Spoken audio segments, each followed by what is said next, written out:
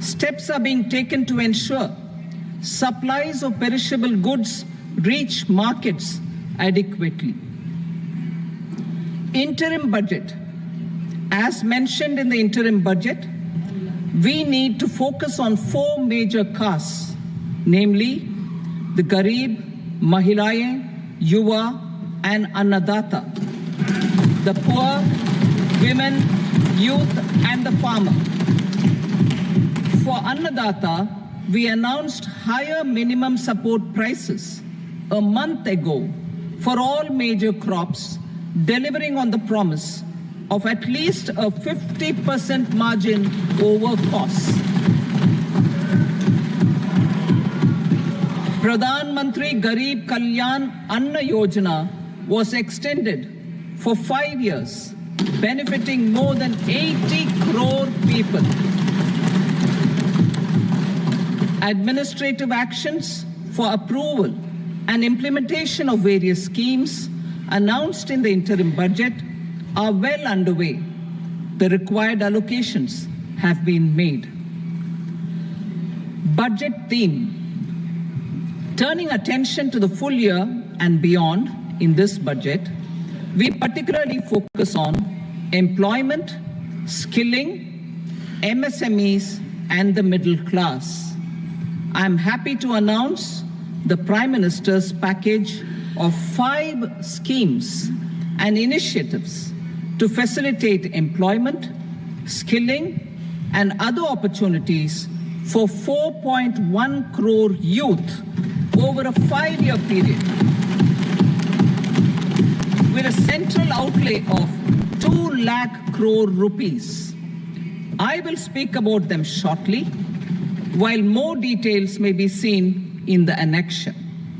This year, I've made a provision of 1.48 lakh rupees, 1.48 lakh crore rupees for education, employment, and skilling. Budget priorities. The people have given a unique opportunity to our government to take the country on the path of strong development and an all-round prosperity. In the interim budget, we promise to present a detailed roadmap for our pursuit of Viksit Bharat. In line with the strategy set out in the interim budget, this budget envisages sustained efforts on the following 9 priorities for generating ample opportunities for all. Number 1, productivity and resilience in agriculture. Number 2, employment and skilling. Number 3, inclusive human resource development and social justice. 4, manufacturing and services. 5, urban development. 6, energy security. 7, infrastructure. 8, innovation, research and development. And 9, next generation reforms. Subsequent budgets will build on these and add more priorities and actions. A more detailed formulation will be carried out as part of the economic policy framework, about which I will speak later in this speech. This budget details some of the specific actions to be initiated in the current year towards fulfillment of these priorities, with potential for transformative changes. The budget also covers some of the previously made announcements with intent to strengthen them and step up their implementation for expediting our journey towards the goal of Viksit Bharat. Priority 1, productivity and resilience in agriculture. Transforming agricultural research. Our government will undertake a comprehensive review of the agricultural research setup to bring the focus on raising productivity and developing climate-resilient varieties. Funding will be provided in challenge mode, including to the private sector.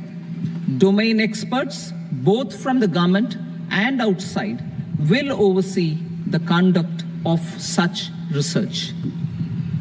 Release of new varieties. New 109 high-yielding and climate-resilient varieties of 32 field and horticultural crops will be released for cultivation by farmers. Natural farming. In the next 2 years, 1 crore farmers across the country will be initiated into natural farming, supported by certification and branding. Implementation will be through scientific institutions and willing gram panchayats. 10,000 need-based bio-input resource centers will be established. Missions for pulses and oil seeds. For achieving self-sufficiency in pulses and oil seeds, we will strengthen their production, storage, and marketing. As announced in the interim budget, a strategy is being put in place to achieve Atmanirbharta for oil seeds such as mustard, groundnut, sesame, soybean, and sunflower. Vegetable production and supply chains. Large-scale clusters for vegetable production will be developed closer to major consumption centers.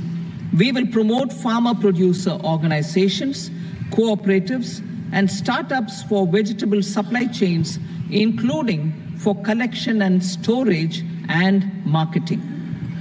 Digital public infrastructure for agriculture. Buoyed by the success of the pilot project, our government, in partnership with the states, will facilitate the implementation of the digital public infrastructure in agriculture for coverage of farmers and their lands in 3 years. During this year, digital crop survey for Kharif using the DPI will be taken up in 400 districts. The details of 6 crore farmers and their lands will be brought into the farmer and land registries. Further, the issuance of Jan Samarth based Kisan credit cards will be enabled in 5 states. Shrimp production and export. Financial support for setting up a network of nucleus breeding centers for shrimp brood stocks will be provided.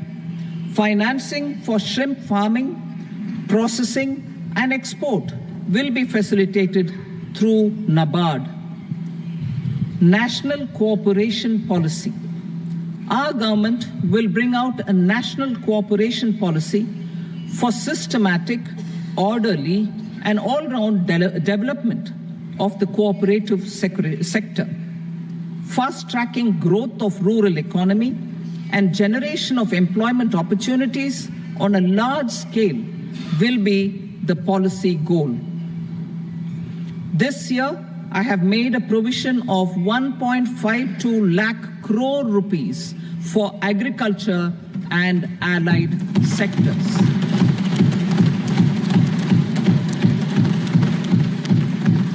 Priority 2, employment and skilling. Employment-linked incentive. Our government will implement following 3 schemes for employment-linked incentive as part of the Prime Minister's package. These will be based on enrollment in the EPFO and focus on recognition of first-time employees and support to employees and employers. Scheme A, first-timers. This scheme will provide 1 month wage to all persons newly entering the workforce in all formal sectors.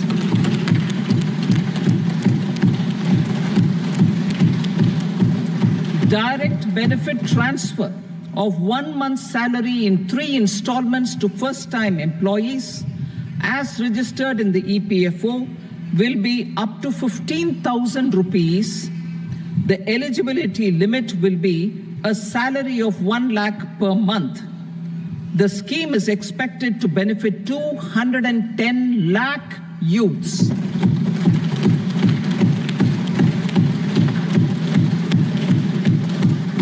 Scheme B, job creation in manufacturing.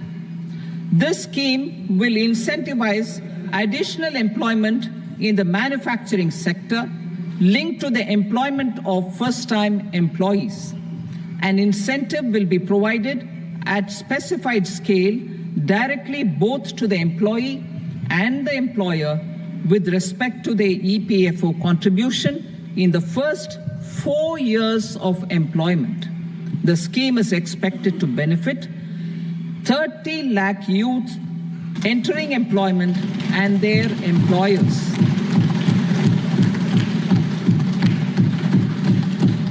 Scheme C, support to employers.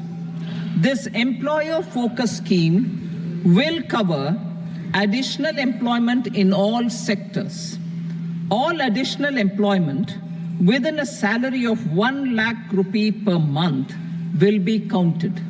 The government will reimburse to employers up to 3,000 rupees per month for 2 years towards the EPFO contribution for each additional employee.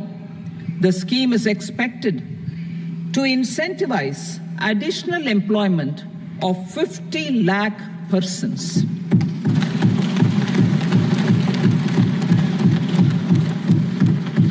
Participation of women in the workforce. We will facilitate higher participation of women in the workforce through setting up of working women hostels in collaboration with industry and establishing creches.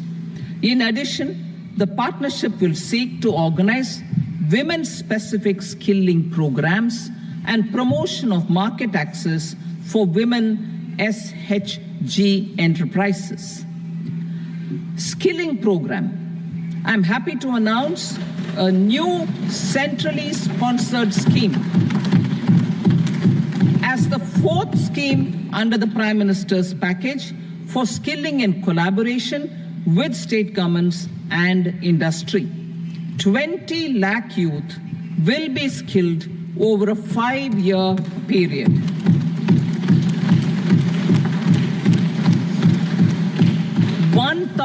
Industrial training institutes will be upgraded in hub and spoke arrangements with outcome orientation. Course content and design will be aligned to the skill needs of industry, and new courses will be introduced for emerging needs. Skilling loans. The model skill loan scheme will be revised to facilitate loans up to 7.5 lakh rupees with a guarantee from a government-promoted fund. This measure is expected to help 25,000 students every year.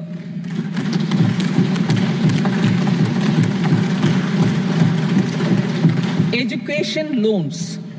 For helping our youth who have not been eligible for any benefit under government schemes and policies, I am happy to announce a financial support for loans up to 10 lakh rupees for higher education in domestic institutions.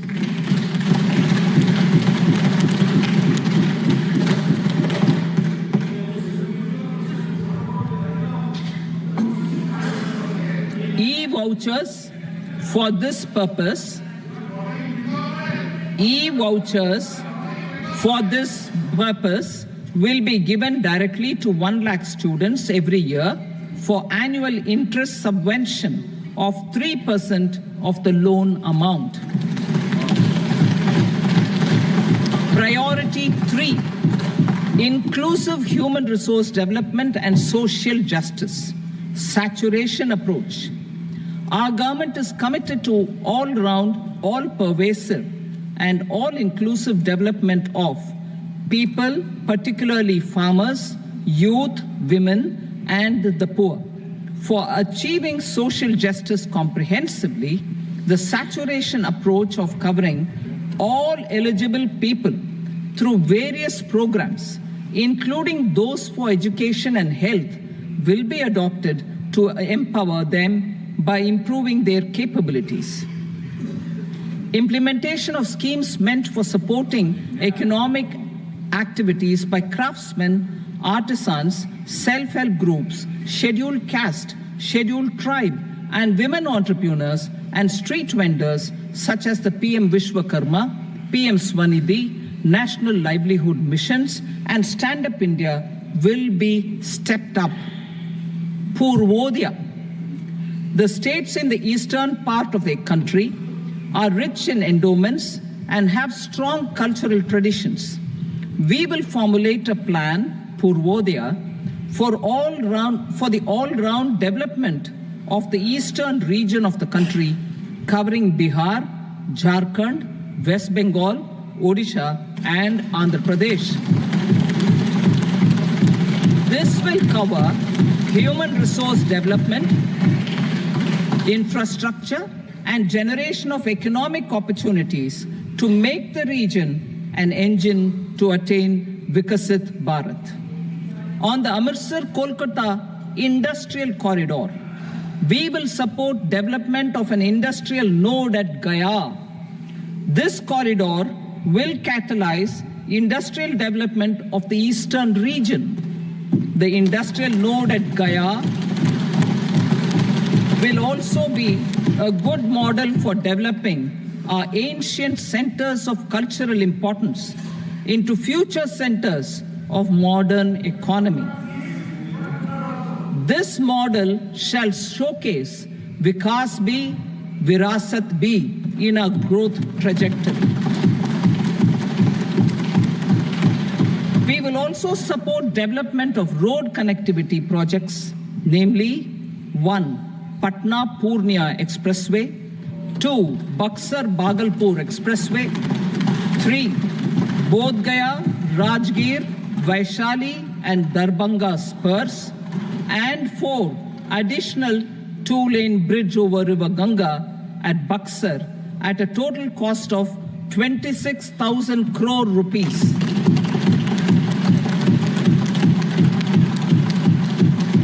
Power projects, including setting up of a new 2,400 megawatt power plant at Pir Painti, will be taken up at a cost of 21,400 crore rupees. New airports, medical colleges, and sports infrastructure in Bihar will be constructed.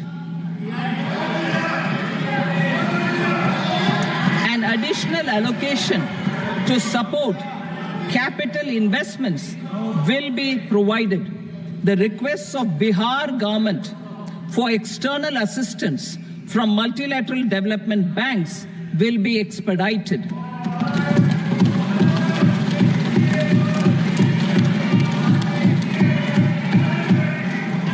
Andhra Pradesh Reorganization Act. Our government has made concerted efforts to fulfill the commitments in Andhra Pradesh Reorganization Act.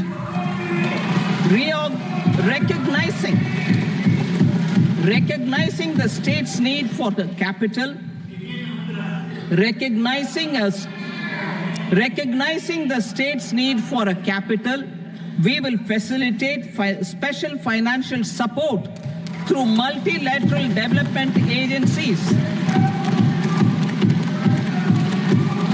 In the current financial year, 15,000 crore rupees will be arranged with additional amounts in future years.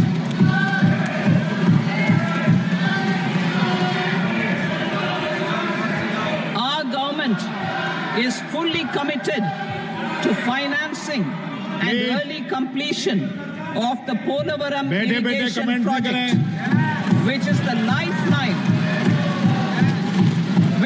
lifeline for Andhra Pradesh and its farmers. This will facilitate our country's food security as well. Under the Act,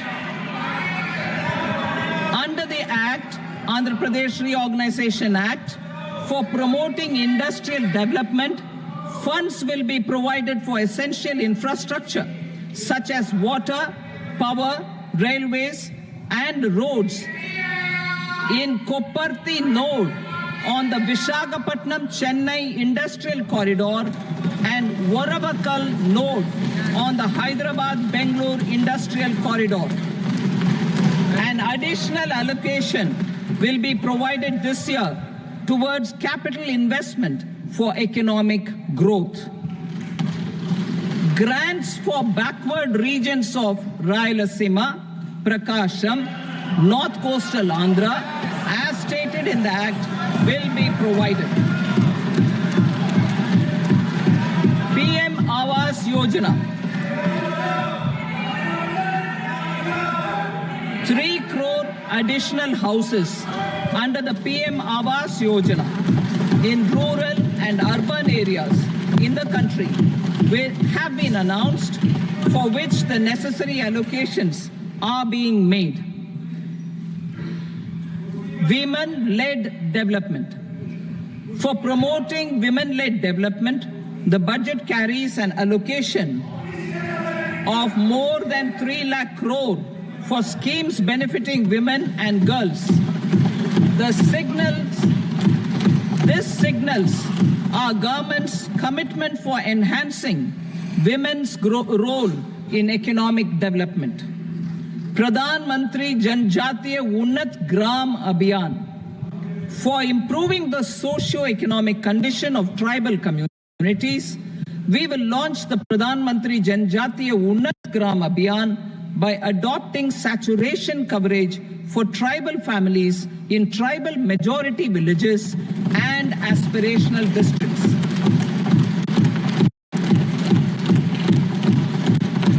This will cover 63,000 villages, benefiting 5 crore tribal people. Bank branches in northeastern region. More than 100 branches of India Post Payment Bank will be set up in the northeast region to expand the banking services.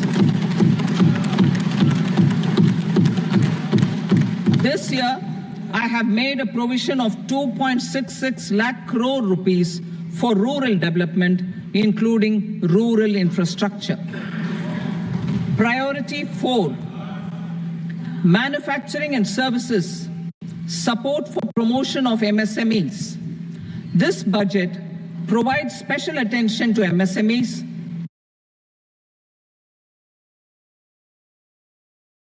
and manufacturing, particularly labor-intensive manufacturing. We have formulated a package covering financing, regulatory changes, and technology support for MSMEs to help them grow and also compete globally, as mentioned in the interim budget. I am happy to announce the following specific measures. Credit guarantee scheme for MSMEs in the manufacturing sector.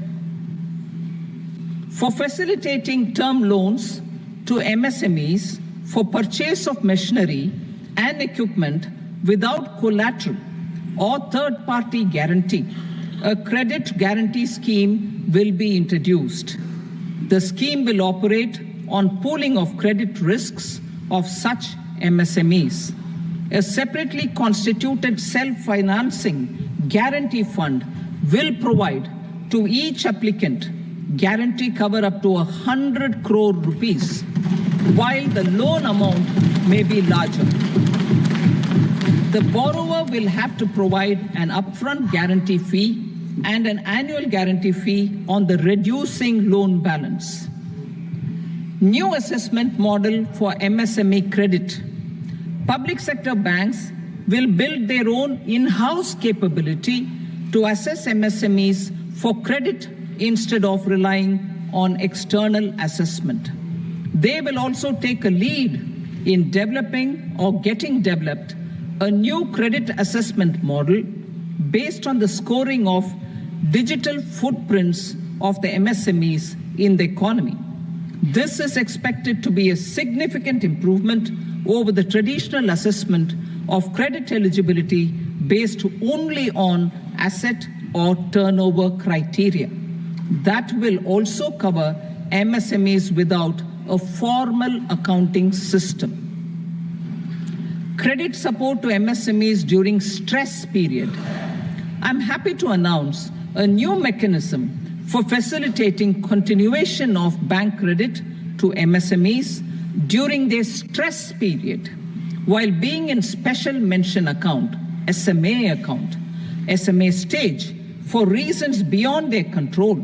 MSMEs need credit to continue their business and to avoid getting into the NPA stage. Credit availability will be supported through a guarantee from a government-promoted fund. Mudra loans. The limit of Mudra loans will be enhanced to 20 lakh from the current 10 lakh for those entrepreneurs who have availed and successfully repaid previous loans under the Tarun category. Enhanced scope for mandatory onboarding in TReDS. For facilitating MSMEs to unlock their working capital by converting their trade receivables into cash, I propose to reduce the turnover threshold of buyers for mandatory onboarding on the TReDS platform from rupees 500 crore to 250 crore rupees. This measure will bring 22 more CPSCs and 7,000 more companies onto the platform. Medium enterprises will also be included in the scope of the suppliers. SIDBI branches in MSME clusters.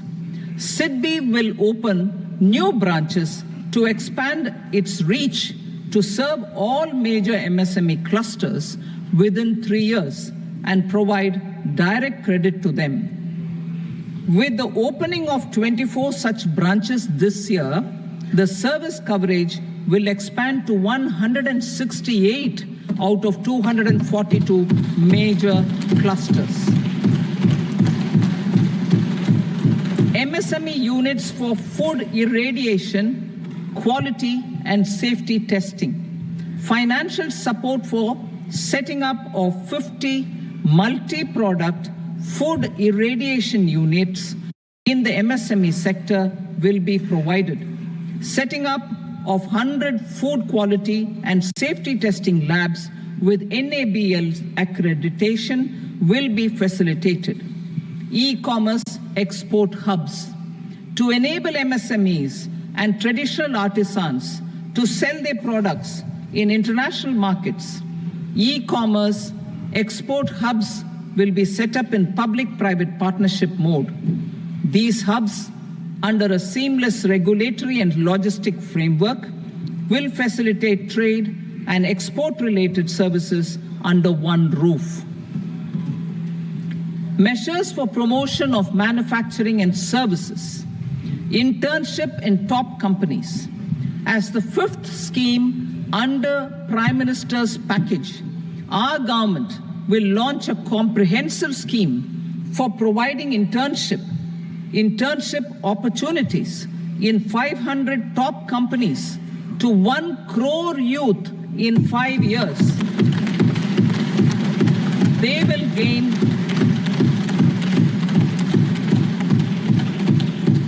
will gain exposure for 12 months to real-life business environment, varied professions, and employment opportunities. An internship allowance of 5,000 per month, 5,000 rupees per month, along with a one-time assistance of 6,000 rupees will be provided. Companies will be expected to bear the training cost and 10% of their internship cost from their CSR funds. Industrial parks. Our government will facilitate development of investment-ready, plug-and-play industrial parks with complete infrastructure in or near 100 cities in partnership with the states and private sector by better using town planning schemes.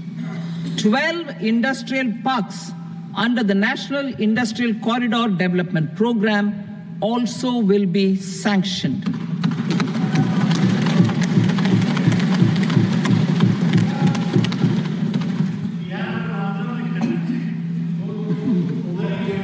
एक तो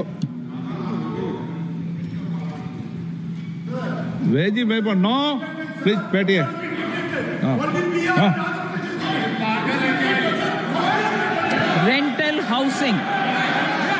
rental housing with dormitory type accommodation for industrial workers will be just 1 minute. Rental housing, I repeat, rental housing with dormitory type accommodation for industrial workers will be facilitated in PPP mode with VGF support and commitment from anchor industries.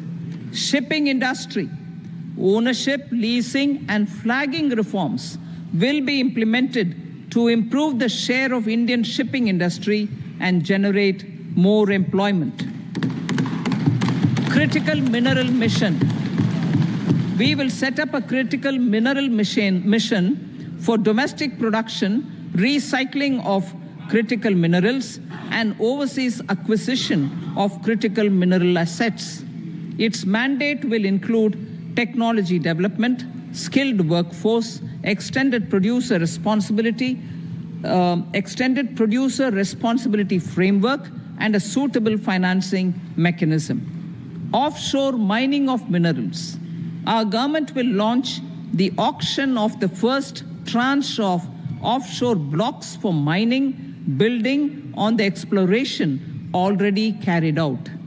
Digital public infrastructure applications. Turning to the services sector, I propose development of DPI applications at population scale for productivity gains, business opportunities, and innovation by the private sector. These are planned in the areas of credit, e-commerce, education, health, law and justice, logistics, MSME service delivery, and urban governance. Integrated technology platform for IBC ecosystem. An integrated technology platform will be set up for improving the outcomes under the Insolvency Bankruptcy Code for achieving consistency, transparency, timely processing, and better oversight for all stakeholders. Voluntary closure of LLPs. The services of the Center for Processing Accelerated Corporate Exit, CPACE, will be extended for voluntary closure of LLPs to reduce the closure times. National Company Law Tribunals. The IBC has resolved more than 1,000 companies, resulting in direct recovery of 3.3 lakh crore to creditors. 3.3 lakh crore rupees to creditors. In addition, 28,000 cases involving over 10 lakh crore rupees have been disposed of even prior to admission. Appropriate changes to the IBC, reforms and strengthening of the tribunal and appellate tribunals will be initiated to speed up insolvency resolution. Additional tribunals will be established. Out of those, some will be notified to decide cases exclusively under the Companies Act.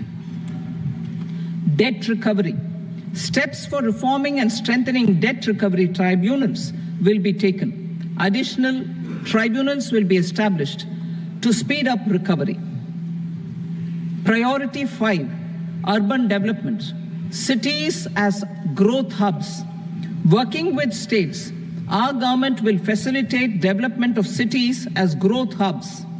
This will be achieved through economic and transit planning and orderly development of peri-urban areas utilizing town planning schemes.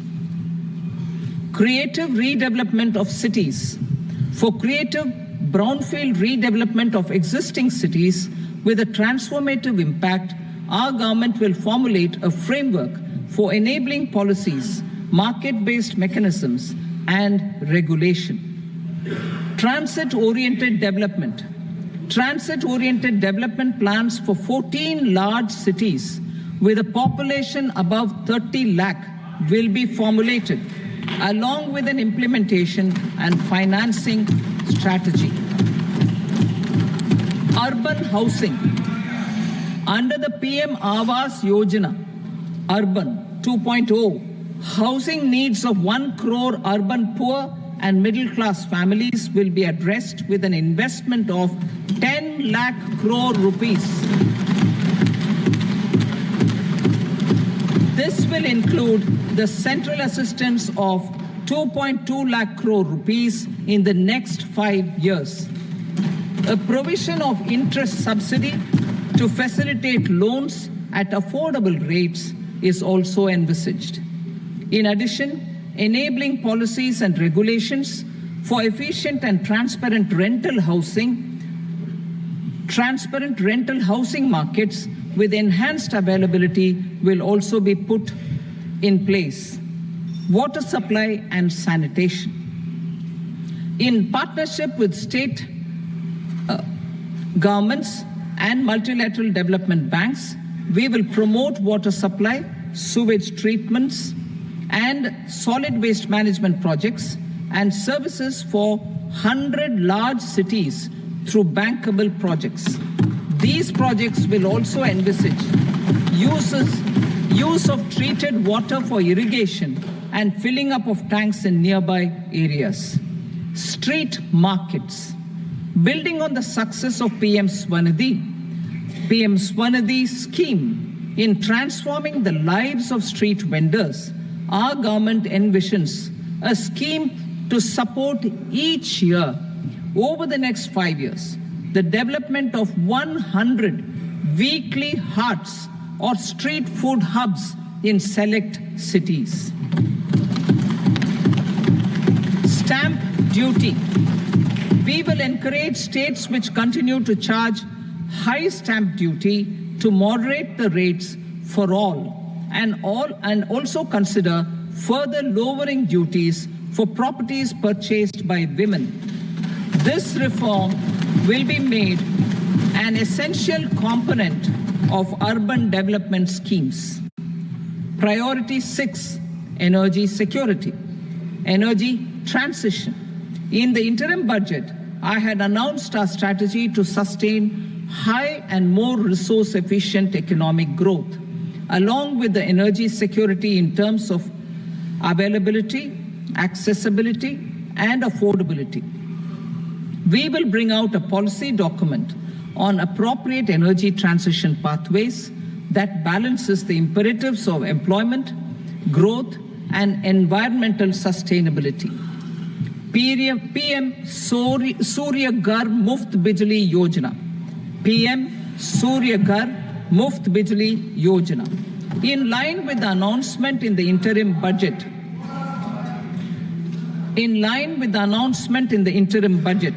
PM Surya Ghar Muft Bijli Yojana has been launched to install rooftop solar plants to enable 1 crore households obtain free electricity up to 300 units every month. The scheme has generated remarkable response with more than 1.28 crore registrations and 14 lakh applications, and we will further encourage it. Pumped storage policy.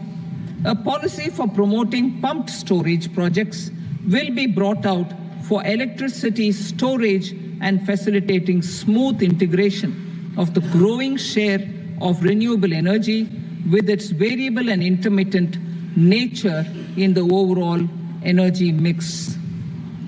Research and development of small and modular nuclear reactors. Nuclear energy is expected to form a very significant part of the energy mix for Vikasit Bharat. Towards that pursuit, our government will partner with the private sector for 1. Setting up Bharat Small Reactors. 2. Research and development of Bharat Small Modular Reactor. And 3. Research and development of newer technologies for nuclear energy.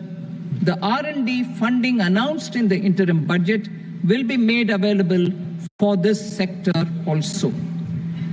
Advanced ultra supercritical thermal power plants, the development of indigenous technology for advanced ultra-supercritical thermal power plants with much higher efficiency has been completed. A joint venture between NTPC and BHEL will set up a full-scale 800 megawatt commercial plant using AUSC technology. The government will provide the required fiscal support. Moving forward, development of indigenous capacity for the production of high-grade steel and other advanced metallurgy materials for these plants will result in strong spin-off benefits for the economy. Roadmap for hard-to-abate industries. A roadmap for moving the hard-to-abate industries from energy efficiency targets to emission targets will be formulated. Appropriate regulations for transition of these industries from the current perform, achieve, and trade mode to Indian carbon market mode will be put in place. Support to traditional micro and small industries. An investment-grade energy audit of traditional micro and small industries in 60 clusters, including brass and ceramic, will be facilitated. Financial support will be provided for shifting them to cleaner forms of energy and implementation of energy efficiency measures. The scheme will be replicated in another 100 clusters in the next phase. Priority 7, infrastructure investment by central government. Significant investment the central government has made over the years in building and improving infrastructure has had a strong multiplier effect on the economy. We will endeavor to maintain strong fiscal support for infrastructure over the next 5 years in conjunction with imperatives of other priorities and fiscal consolidation. This year, I have provided 11,11,111 crore rupees for capital expenditure. This would be 3.4% of our GDP. Infrastructure investment by state governments. We will encourage states to provide support of similar scale for infrastructure, subject to their development priorities. A provision of 1.5 lakh crore rupees for long-term interest-free loans have been made this year also to support the states in their resource allocation. Private investment in infrastructure. Investment in infrastructure by private sector will be promoted through viability gap funding and enabling policies and regulations. A market-based financing framework will be brought out. Pradhan Mantri Gram Sadak Yojana, Phase 4 of the PMGSY will be launched to provide all-weather connectivity to 25,000 rural habitations, which have become eligible in view of their population increase. Irrigation and flood mitigation. Bihar has frequently suffered from floods, many of them originating outside the country. Plans to build flood control structures in Nepal are yet to progress. Our government, through the Accelerated Irrigation Benefit Program and other sources, will provide financial support for projects with estimated cost of 11,500 crore rupees, such as the Kosi-Michi intra-state link and 20 other ongoing and new schemes, including barrages, river pollution abatement, and irrigation projects. In addition, survey and investigation of Kosi-related flood mitigation and irrigation projects will be undertaken.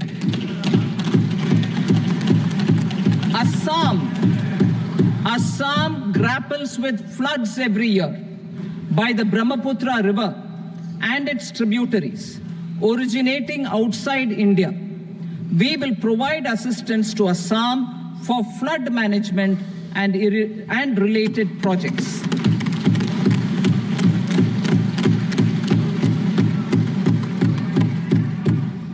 Himachal Pradesh suffered extensive losses due to floods last year. Our government will provide assistance to the state for reconstruction and rehabilitation through multilateral development assistance.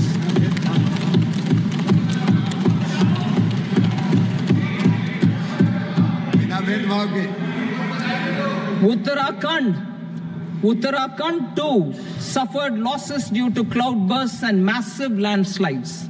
We will provide assistance to the state. Recently, Sikkim witnessed devastating flash floods and landslides that wreaked havoc across the state. Our government will provide assistance to the state. Tourism has always been a part of our civilization.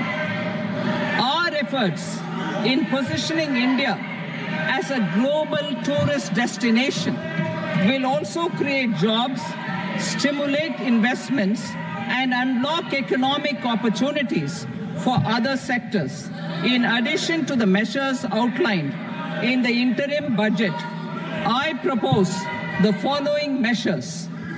Vishnupad Temple at Gaya and Mahabodhi Temple at Bodh Gaya in Bihar are of immense spiritual significance. Comprehensive development of Vishnupad Temple Corridor and Mahabodhi Temple Corridor will be supported, modeled on the successful Kashi Vishwanath Temple Corridor to transform them into world-class pilgrim and tourist destinations. Rajgir holds immense religious significance for Hindus, Buddhists, and Jains. The 20th Tirthankara Muniswarata Temple in the Jain temple complex is ancient. The Saptarishi, or the 7 hot springs, form a warm water Brahmkund that is sacred. A comprehensive development initiative for Rajgir will be undertaken. Our government will support the development of Nalanda as a tourist center, besides reviving Nalanda University to its glorious stature.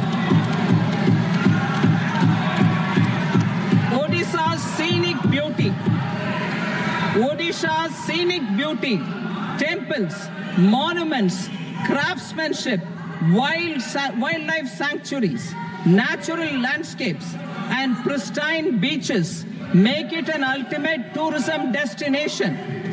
Our government will provide assistance for their development to Odisha as well. Priority 8, innovation, research and development. We will operationalize the Anusandhan National Research Fund for basic research and prototype development. Further, we will set up a mechanism for spurring private sector-driven research and innovation at commercial scale with a financing pool of 1 lakh crore rupees in line with the announcement in the interim budget. Space economy. With our continued emphasis on expanding the space economy by 5 times in the next 10 years, a venture capital fund of 1,000 crore rupees will be set up. Priority 9, next generation reforms. Economic policy framework. We will formulate an economic policy framework to delineate the overarching approach to economic development and set the scope of the next generation of reforms for facilitating employment opportunities and sustaining high growth. Our government will initiate and incentivize reforms for 1. Improving productivity of factors of production, and 2. Facilitating markets and sectors to become more efficient. These reforms will cover all factors of production, namely land, labor, capital, and entrepreneurship, and technology as an enabler of improving total factor productivity and bridging inequality. Effective implementation of several of these reforms requires collaboration between the center and the states and building consensus as development of the country lies in development of the states. For promoting competitive federalism and incentivizing states for faster implementation of reforms, I propose to earmark a significant part of the 50-year interest-free loan.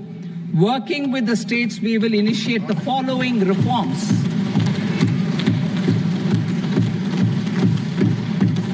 Land-related reforms and actions, both in the rural and urban areas, will cover land administration, will cover 1. Land administration, planning and management, and 2. Urban planning usage and building bylaws. These will be incentivized for completion within the next 3 years through appropriate fiscal support. Rural land-related actions. Rural land-related actions will include 1. Assignment of unique land parcel identification number, UL PIN, or Bhu Aadhaar for all lands. 2. Digitization of cadastral maps. 3. Survey of subdivisions, survey of map subdivisions as per current ownership. 4. Establishment of land registry. And 5. Linking to the farmers registry. These actions will also facilitate credit flow and other agricultural services. Urban land-related actions. Land records in urban areas will be digitized with GIS mapping. An IT-based system for property record administration, updating, and tax administration will be established. These will also facilitate improving the financial position of urban local bodies. Labor-related reforms. Services to labor. Our government will facilitate the provision of a wide array of services to labor, including those for employment and skilling. A comprehensive integration of eShram portal with other portals will facilitate such one-stop solution. Open architecture databases for the rapidly changing labor market, skill requirements, and available job roles, and a mechanism to connect job aspirants with potential employers and skill providers will be covered in these services. Shram Suvidha and Samadhan portal. Shram Suvidha and Samadhan portal will be revamped to enhance ease of compliance for industry and trade. Capital and entrepreneurship related reforms, financial sector vision and strategy. For meeting financing needs of the economy, our government will bring out a financial sector vision and strategy document to prepare the sector in terms of size, capacity, and skills. This will set the agenda for the next 5 years and guide the work of the government, regulators, financial institutions, and market participants. Taxonomy for climate finance. We will develop taxonomy for climate finance for enhancing the availability of capital for climate adaptation and mitigation. This will support achievement of the country's climate commitments and green transition. Variable capital company structure. We will seek the required legislative approval for providing an efficient and flexible mode for financing leasing of aircrafts and ships and pooled funds of private equity through a variable company structure. Foreign direct investments and overseas investment. The rules and regulations for foreign direct investment and overseas investments will be simplified to 1. Facilitate foreign direct investments, 2. Nudge prioritization, and 3. Promote opportunities for using Indian rupee as a currency for overseas investment. NPS Vatsalya. NPS Vatsalya, a plan for contribution by parents and guardians for minors, will be started. On attaining the age of majority, the plan can be converted seamlessly into a normal NPS account. Use of technology. We have successfully used technology for improving productivity and bridging inequality in our economy during the past 10 years. Public investment in digital infrastructure and innovations by the private sector have helped in improving access of all citizens, particularly the common people, to market resources, education, health and services. We will step up adoption of technology towards digitalization of the economy. Ease of doing business. For enhancing ease of doing business, we are already working on the Jan Vishwas Bill 2.0. Further, states will be incentivized for implementation of the business reforms, action plans, and digitalization. Data and statistics. For improving data governance, collection, processing and management of data and statistics, different sectoral databases, including those established under the Digital India Mission, will be utilized with active use of technology tools. New pension scheme. The committee to review the NPS has made considerable progress in its work. I'm happy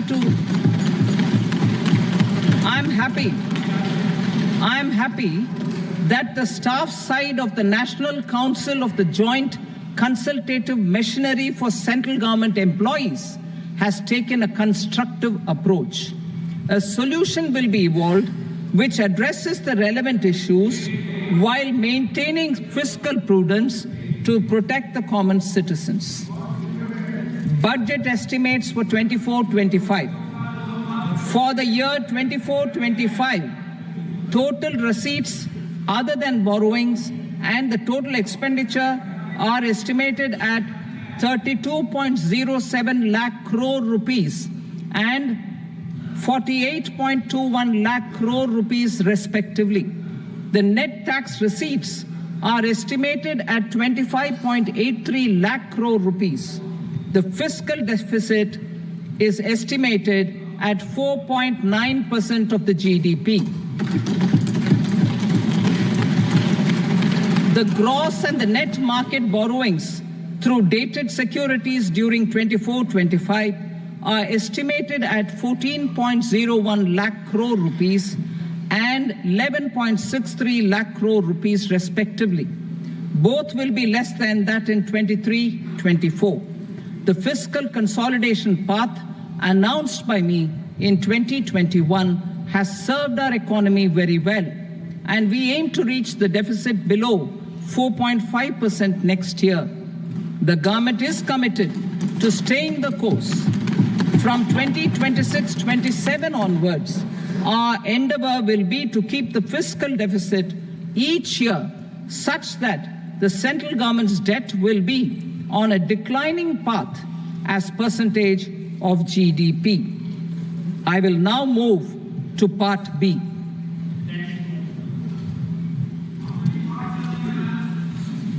Indirect taxes. Sir, I start with GST. It has decreased tax incidence on the common man, reduced compliance burden and logistics cost for trade and industry, and enhanced revenues of the central and the state governments. It is a success of vast proportions. To multiply the benefits of GST, we will strive to further simplify and rationalize the tax structure and endeavor to expand it to the remaining sectors. My proposals for customs duties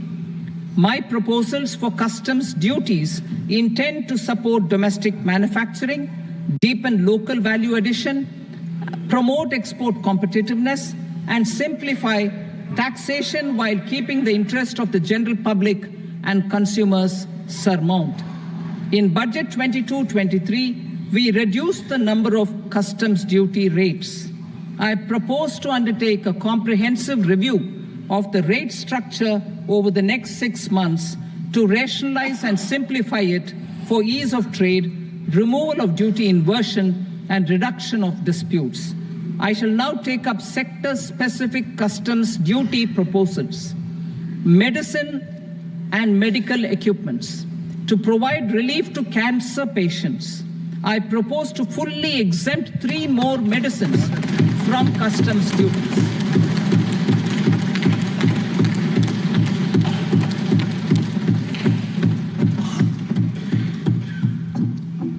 I also propose changes in the BCD on X-ray tubes and flat panel detectors for use in medical X-ray machines under the phased manufacturing program so as to synchronize them with the domestic capacity addition.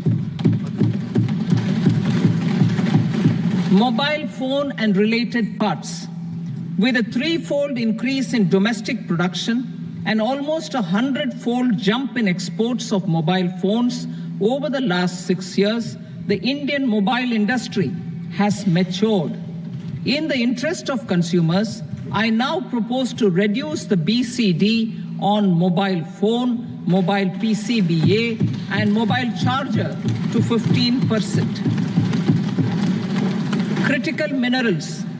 Minerals such as lithium, copper, cobalt, and rare earth elements are critical for sectors like nuclear energy, renewable energy, space, defense, telecommunications, and high-tech electronics. I propose to fully exempt customs duties on 25 critical minerals and reduce BCD on 2 of them. This will provide a major fillip to the processing and refining of such minerals and help secure their availability for these strategic and important sectors. Solar energy. Energy transition is critical in the fight against climate change. To support energy transition, I propose to expand the list of exempted capital goods for use in the manufacture of solar cells and panels in the country. Further, in view of sufficient domestic manufacturing capacity of solar gas, glass, and tinned copper interconnect, I propose not to extend the exemption of customs duties provided to them. Marine products. India's seafood exports in the last financial year touched an all-time high of more than 60,000 crores of rupees. Frozen shrimp accounted for about 2/3 of these exports. To enhance their competitiveness, I propose to reduce BCD on certain broodstock, polychaete worms, shrimp, and fish feed to 5%. I also propose to exempt customs duty on various inputs for manufacture of shrimp and fish feed. Leather and textile. Similarly, to enhance the competitiveness of exports in the leather and textile sectors, I propose to reduce BCD on real down-filling material from duck or goose. I am also making additions to the list of exempted goods for manufacture of leather and textile garments, footwear, and other leather articles for export. To rectify inversion in duty, I propose to reduce BCD subject to conditions on methylene diphenyl diisocyanate, MDI, for manufacture of spandex yarn from 7.5 to 5%. Furthermore, The export duty structure on raw hides, skin, and leather is proposed to be simplified and rationalized. Precious metals. To enhance domestic value addition in gold and precious metal jewelry in the country, I propose to reduce customs duties on gold and silver to 6% and that of platinum to 6.4%. Other metals, steel and copper are important raw materials. To reduce their cost of production, I propose to remove the BCD on ferronickel and blister copper. I am also continuing with nil BCD on ferrous scrap and nickel cathode and concessional BCD of 2.5% on copper scrap. Electronics. To increase value addition in the domestic electronics industry, I propose to remove the BCD subject to conditions on oxygen-free copper for manufacture of resistors. I also propose to exempt certain parts for manufacture of connectors. Chemicals and petrochemicals. To support existing and new capacities in the pipeline, I propose to increase the BCD on ammonium nitrate from 7.5% to 10%. Plastics. PVC flex banners are non-biodegradable and hazardous for environment and health. To curb their imports, I propose to raise the BCD on them from 10 to 25%. Telecommunication equipment.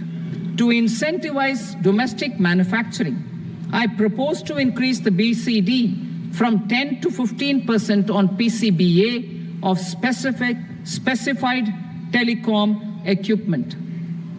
Trade facilitation.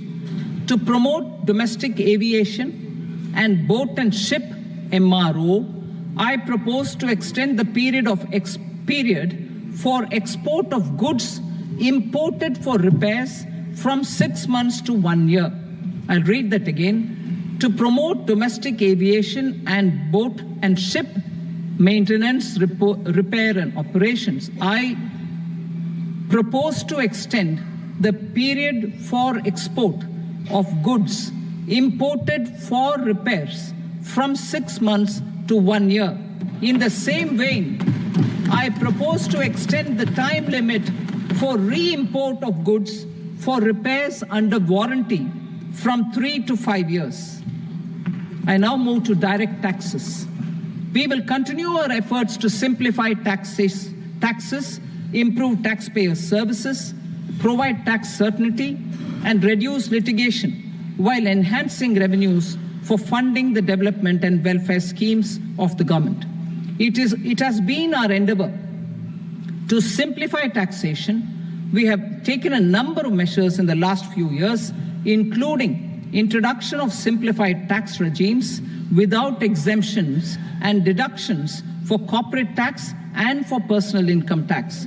This has been appreciated by taxpayers.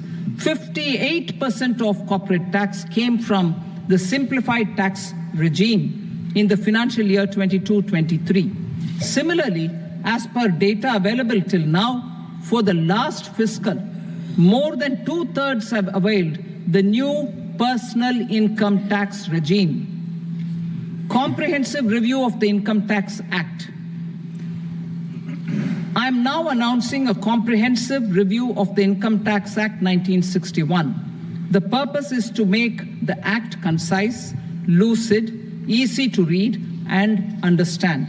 This will reduce disputes and litigation, thereby providing tax certainty to the taxpayers.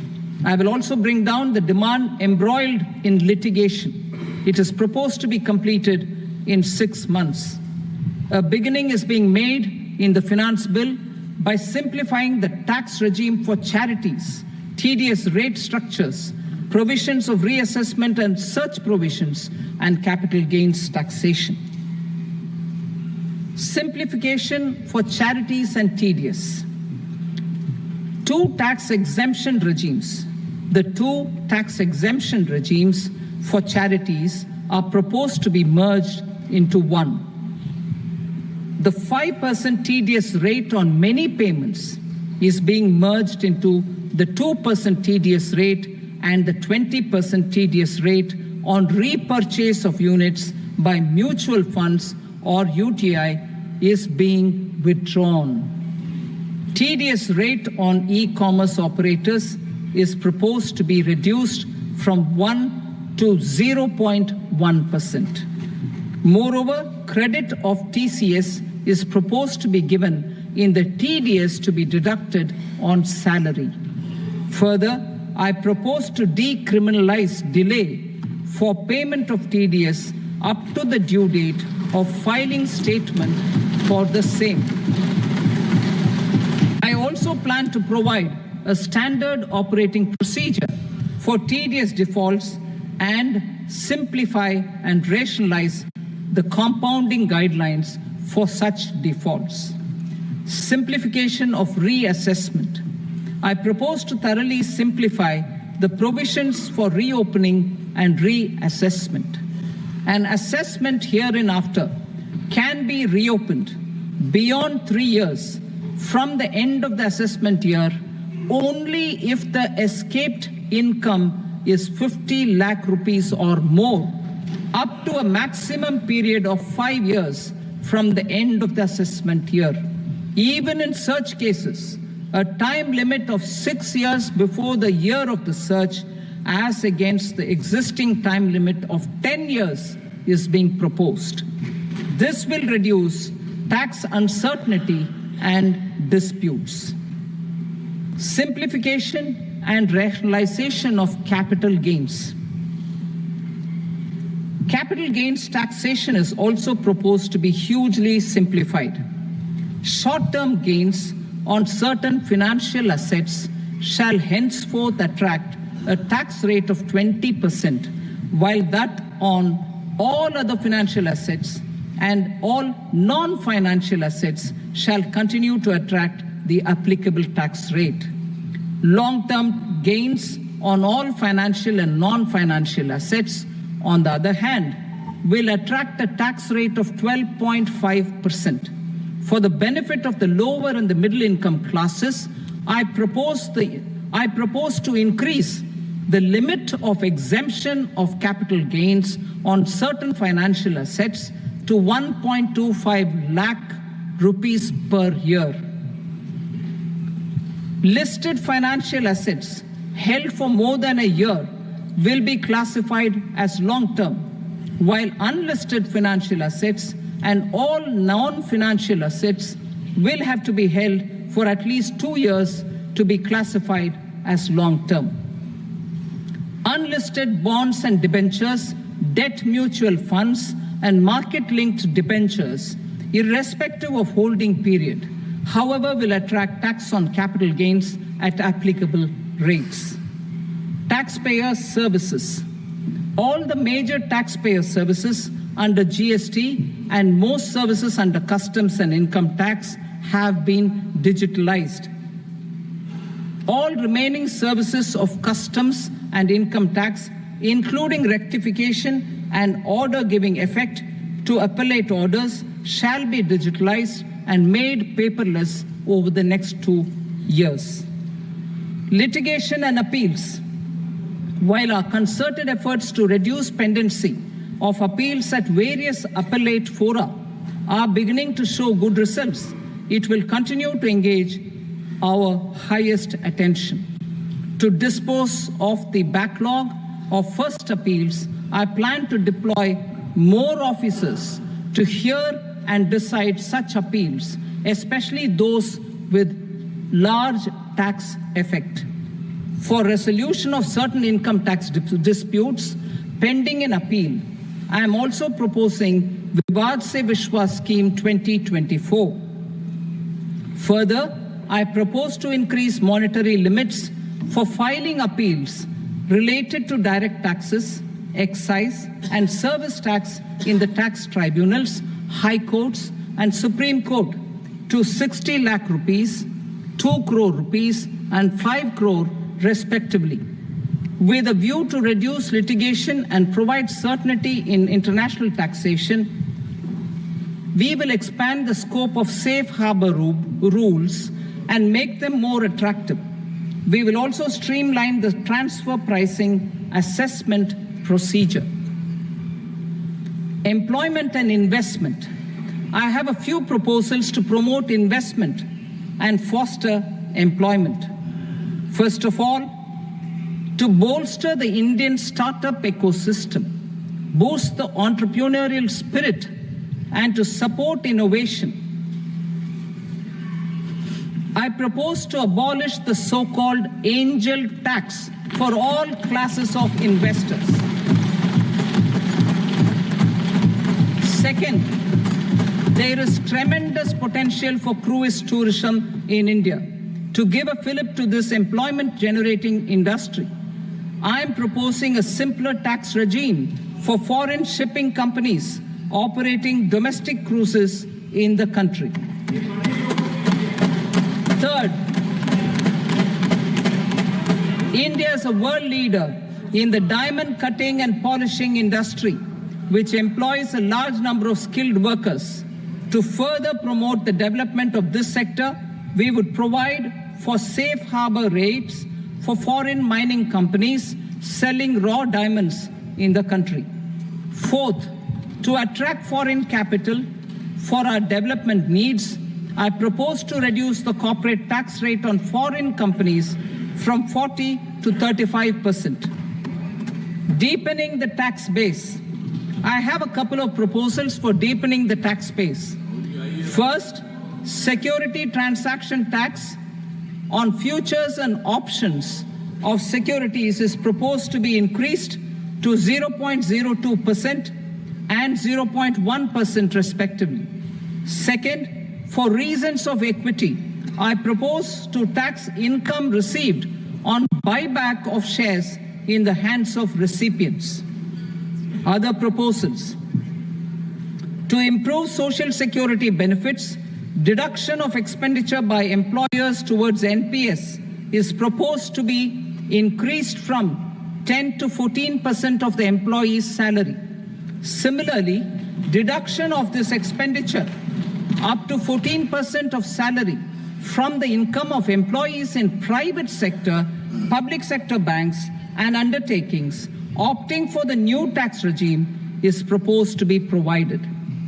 Indian professionals working in multinationals get ESOPs and invest in social security schemes and other movable assets abroad. Non-reporting of such small foreign assets has penal consequences under the Black Money Act. Such non-reporting of movable assets up to 20 lakh rupees is proposed to be depenalized.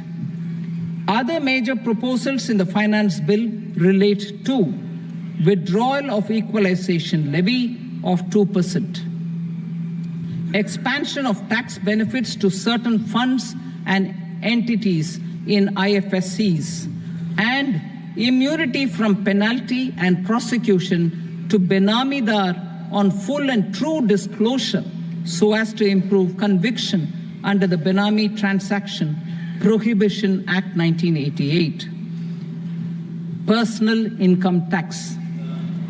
Coming to personal income tax rates, I have two announcements to make for those opting for the new tax regime. First, the standard deduction for salaried employees is proposed to be increased from 50,000 to 75,000 rupees.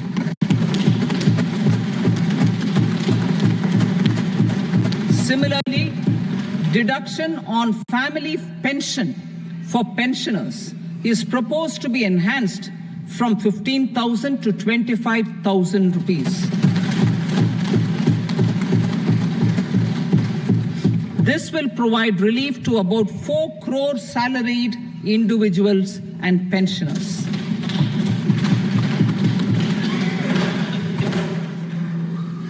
Second, in the new tax regime, the tax rate structure is proposed to be revised as follows. 0 to 3 lakh rupees, nil. 3 to 7 lakh rupees, 5%. 7 to 10 lakh rupees, 10%. 10 to 12 lakh rupees, 15%. 12 to 15 lakh rupees 20%, and above 15 lakh rupees 30%. As a result of these changes, a salaried employee in the new tax regime stands to save up to 17,500 rupees in income tax.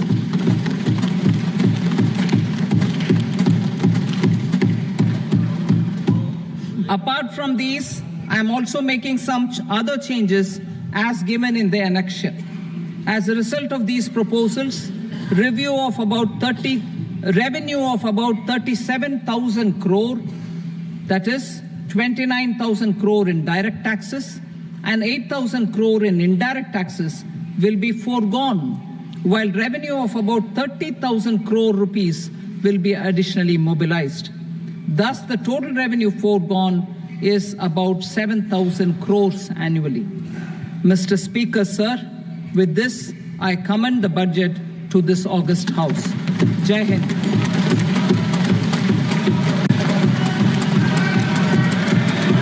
Item number 2.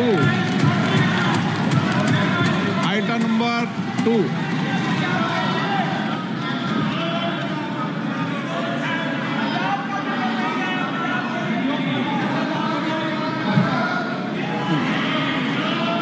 Sir, with your permission, I rise to lay on the table the following statements under Section 3 of the Fiscal Responsibility and Budget Management, FRBM Act 2003, Medium-Term Fiscal Policy cum Fiscal Policy Strategy Statement and Macroeconomic Framework Statement.